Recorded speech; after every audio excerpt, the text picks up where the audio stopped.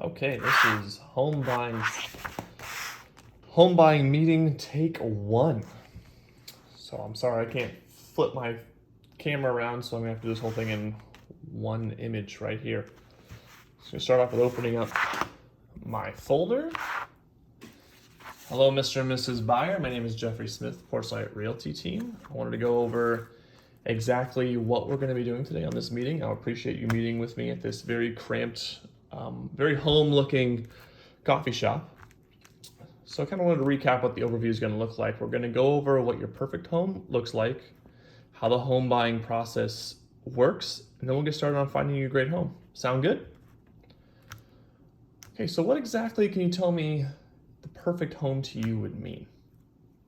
Is this a condo, apartment, townhome, maybe a multifamily, or are you looking for more of an investment? And what location are you looking for? Is this for work? Are you willing to travel up to 15 miles away for this work? Okay. The price point you're looking for, and can you tell me why you're looking to buy? Is it strictly for work? Is it a school district? Are you having children? Maybe your children are moving out and you need to retire. Okay. So I wanted to move on and I wanted to tell you about kind of the home buying process. Now, again, when we're going through the process, I'm going to be with you every step of the way, but I want to give you kind of these 15 steps, which are going to help us for future pacing so that we know what comes next in the process. So with that, the first step is you're going to find a good agent. Luckily, you already have. Thank you. Second, you're going to get pre-approved for a loan.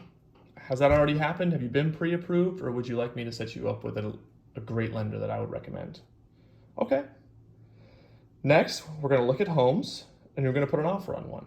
I'm going to help you negotiate, and I'm always going to have your best fiduciary responsibility in mind. Once the offer is accepted, escrow opens up.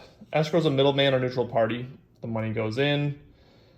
They do all the math with the money, reimbursements, and they hold it until the close of escrow. So it's a fully independent third party. That's what escrow is. The day 3 of the escrow process, we put in our EMD, or earnest money deposit. It's usually between 1% and 3% of the total home cost. There is no stipulated amount, but that's kind of the range that we generally work with. Okay, step 6, you're going to get the home inspection scheduled, and you have the home inspection done. Didn't get this completed before the contingency expires. Now, this is paid by you, the buyer. This is between $400 and $500, depending on the size of the home. In step 7, we're going to request for repairs. Homes are sold as is in California, but the sellers are almost always willing to do health and safety repairs. Step 8, seller's disclosures.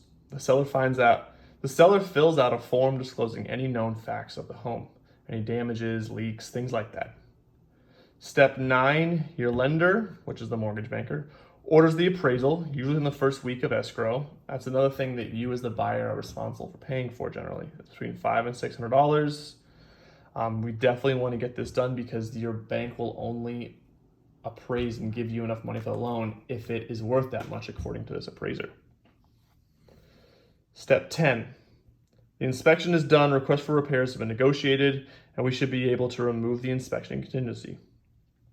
Step 11, when the appraisal comes in at value, we then remove the appraisal contingency. If it doesn't come in at value or the price we offered, we can always come in with a second opinion. We can get it reassessed, and we can offer the comps in the area that we feel make your home worth what we're asking to pay for it. Next up is the loan contingency. Will be removed when your finances are confirmed. This is the last hurdle.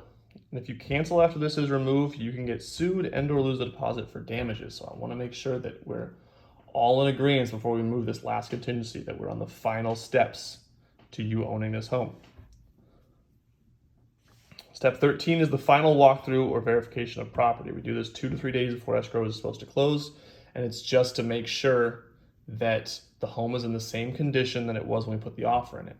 There's going to be upwards of 27 days that pass between when we see the home and when we finally do our final walkthrough. A lot can happen in that period, so we need to make sure that it's still in the same condition that it was when we saw it last. Step 14 is the signing of loan documents. This is going to be a wet signature. We can't do it through DocuSign or something like that. Nothing electronic. So that's usually done either at your lender or at the escrow company. If it's too far away, we can always have a notary come out to you. Step 15, once funded, the escrow notifies the title company, and they will have the deed sent and the county to record. The county doesn't work on the weekends, holidays, and bam. After they have recorded, you now own your home and can get the keys. So that's kind of the 15 steps and what they all go through. This is definitely an abridged version. There's much more details when we get into the process, but I wanted to give you an idea of kind of the overview. And within this folder that I've provided, I also have the home buying process here. This is the 15 steps we just went over. This is just an even more abridged version. This is for your records, as well as the do's and don'ts. When you're buying a home, we've had horror stories of people getting into contracts and they buy a car when they're in escrow, thinking that they need a nice fancy car for the nice fancy home. And then they go to sign their loan documents and their lender sees that they have something new on their credit history and they can be denied the loan at the last step. That is not what we want to have happen for you. So definitely look these things over. I also have a copy of the RPA with a highlighted version or a highlighted section of what my role is to help you buy a home. This is your copy as well. It's a nice, good read. Pretty much it goes into what the home buying process is and all the legalities in that. As you know, California is an as-is state, which means you buy houses as they are. And also California is there to protect the buyer. And there are many steps along the way, or we call it contingencies, to help you be protected along the home buying process. Well, that sound good? Well, I'm going to go back to the office and I'm going to start searching for homes that I think are going to match the criteria that you've given me, and I'll reach out shortly. It was great meeting you, and thank you.